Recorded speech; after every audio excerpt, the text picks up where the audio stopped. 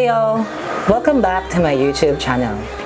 Before proceeding to my vlog 2, I would like to thank all of you for your warm welcome and support, especially in my first vlog. It's not a secret that I am a fan of Korean stuff, especially K-drama. Thus, from a tutorial video in my vlog 1 about Google Form, I will have a K-drama review this time in my vlog 2. Well, it is not surprising to have met someone talking about a certain K-drama all over the social media and even one in your family. Regardless of the age, gender, and race, as long as you are human who's open up for a show, everyone is just hooked up with the story, the actors, and the scenes. K-drama should not be stereotyped as all about cringy romantic stories.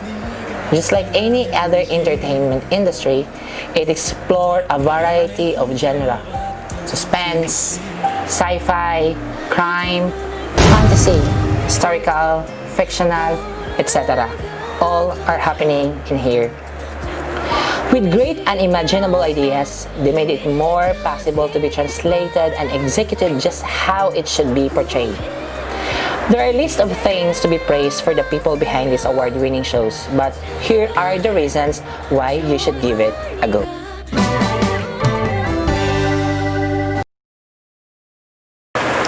Reasons why you should watch K-drama. First, it is not just all about romance. Second, the plot, storyline, twists and turns are just so unique and clever. They are not lame. The scripts were carefully written to leave an impact. Third, actors are undeniably amazing. Exceptional talent. Very sophisticated. They do not stick for the same pair. So there's a huge chance of chemistry and break for others. Fourth, popular for excellent cinematography. They seem to be expert in balancing the colors and volume of objects to add drama in the atmosphere. They played well in choosing amount of colors. They have the eye for a good angle. Perfect view. Overall, aesthetic screen.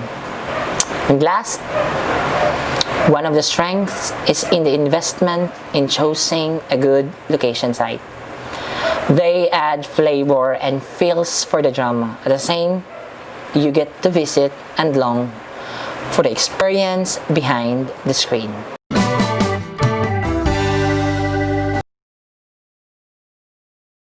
Now, I will reveal my top 5 K-drama as well as my review in each drama.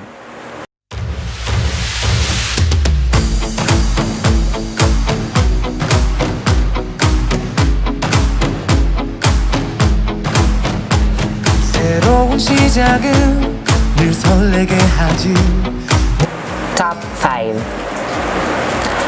One of the very realistic and organic type of drama that represents the society we have in our generation is no other than the Itaewon Class.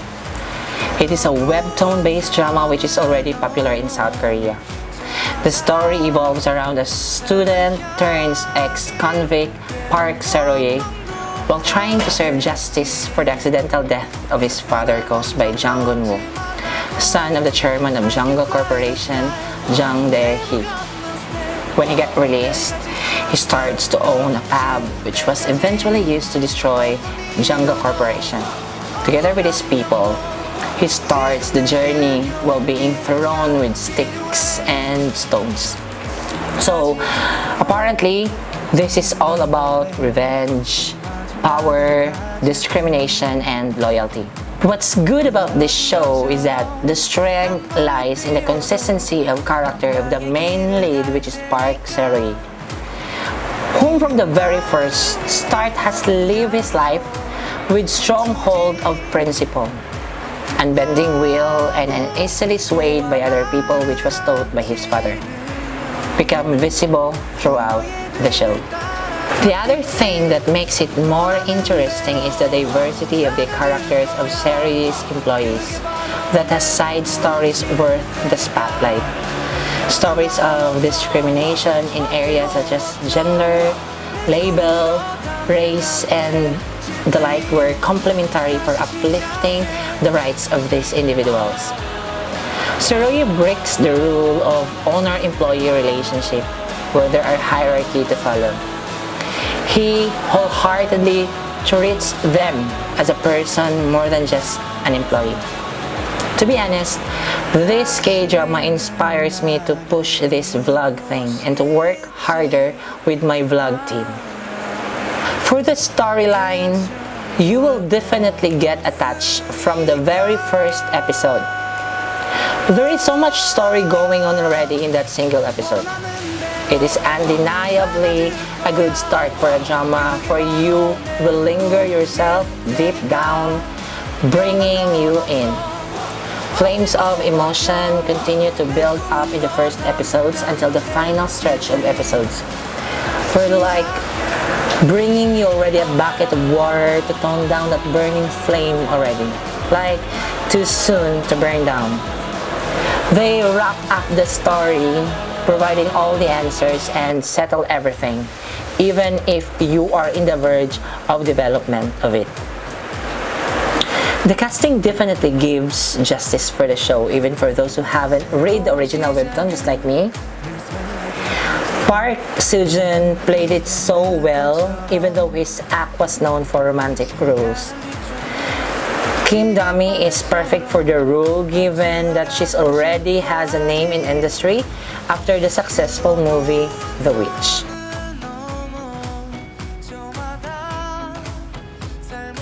Top 4.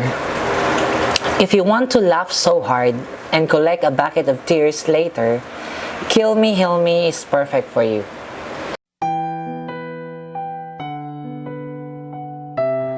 이게 대체 어떻게 된 겁니까? It tackles the story of Cha Do-hyun, an heir of wealthy billionaire family who happened to be diagnosed with dissociative identity disorder, in which he displays 7 personalities.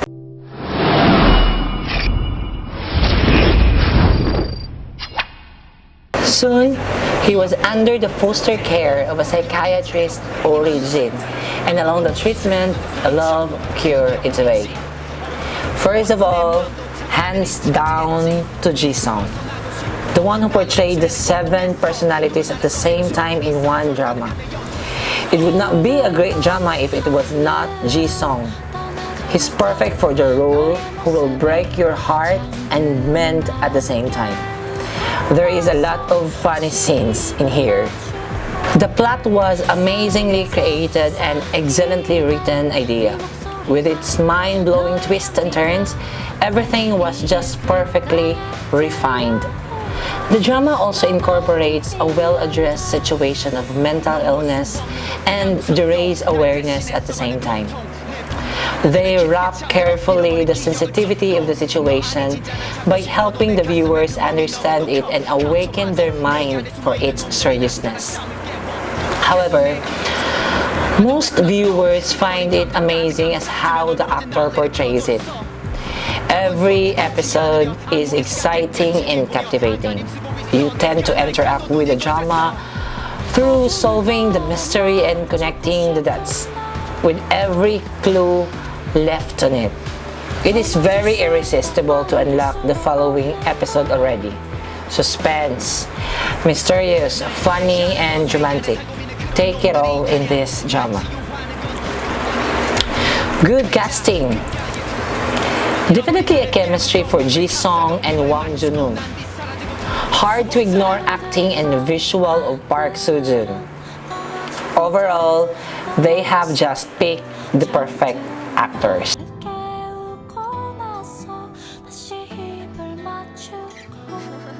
Top 3.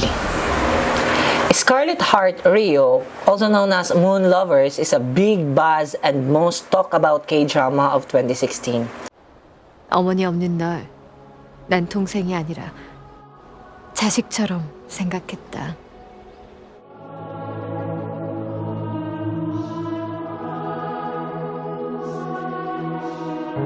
It was a Korean adaptation of the original version based in China. But unlike in Chinese version, where it ran a long queue of episodes plus sequel, this one was only played in 20 episodes with no sequel nor special episodes at all. First of all, a friendly reminder, this is the kind of historical fantasy drama that will play along with your feelings. Until now, there are a lot of people I have known who watch this who can't get over from this drama, and I'm one of those people. The drama was so good to have a sprinkle of twist concept like connecting the past and present. From the beginning of the episode and the last episode, which will bring you upside down. Literally, for the female main character. The story is about a devastated modern century girl, Ye-jin, who travels back from the past while trying to save a kid from drowning during an eclipse, and incarnated in a princess body named Hae-soo. She met the royal princess who liked her company. For the record, the female lead in here was so broken for being betrayed by her lover and best friend. And she woke up having a long list of royal princes who admire her. Sana all. And witness herself how the throne will change the people whom she once celebrated joyful days with. Talking about the plots of this drama, expect to have a series of emotions which I am certain you will experience to catch you under frustration, deception, defeat, and sorrow. But of course, remember to breathe under circumstance with the charms of the 7 royal princes who will melt your heart with whatever personality you prefer. The setting was appropriately chosen for the mood of the scene. Costume certainly represents the character's aura. Cinematography is good somehow. The casting have strong visuals. And Lady Woo for the good portrayal of role. And the OST serves you the best in here. Not to mention my favorite cast, Lee Joon-gi, Hong Jung-yoon. They have a very good visual. The soundtrack serves you just right to meddle with your feelings. Highly recommended OST playlist from this drama. Again, from what I previously said, this will toy with your feelings, like meeting a person who was nice and all until in the middle of developing your feelings, they suddenly left you. This is a heavy drama with no happy ending, but ironically, it was perfectly injected. The reason why many of those who watch it end up loving it then.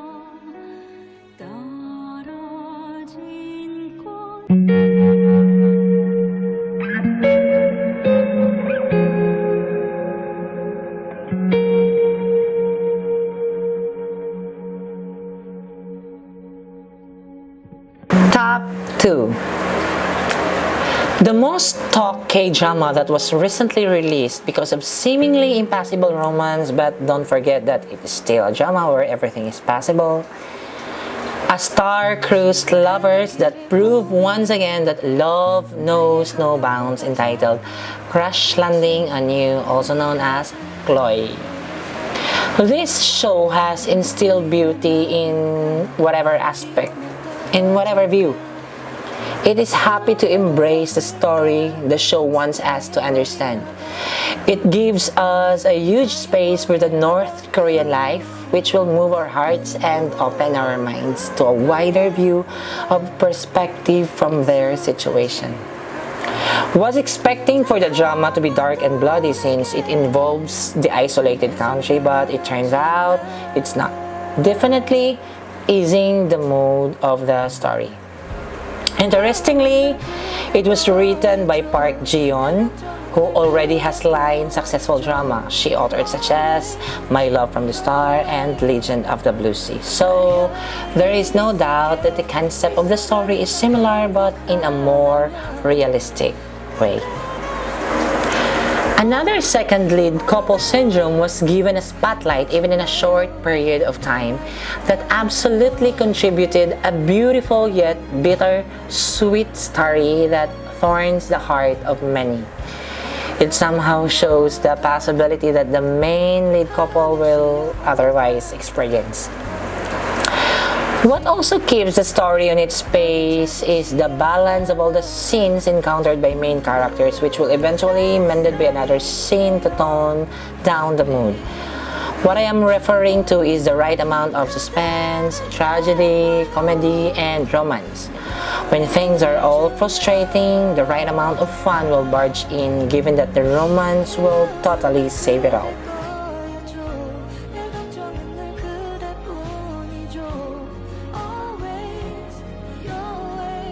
Overall, the casting is excellent for one another. The star-crossed lovers, the innocent, adorable dork soldiers, the tragic romance of con artist and Celeste, and tough yet thoughtful village women sent the whole package into a great show. All the emotions were perfectly driven.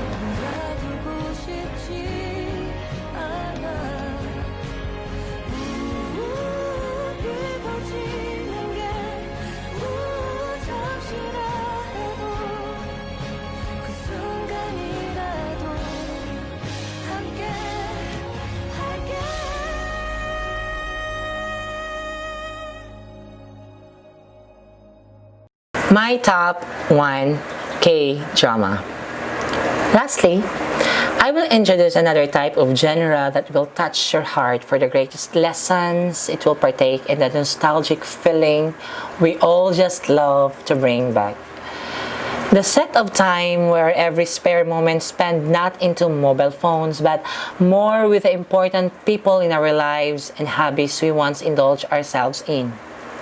Ladies and gentlemen, the drama that will teach you the value of family, friends, and special one relationship, Reply 1988.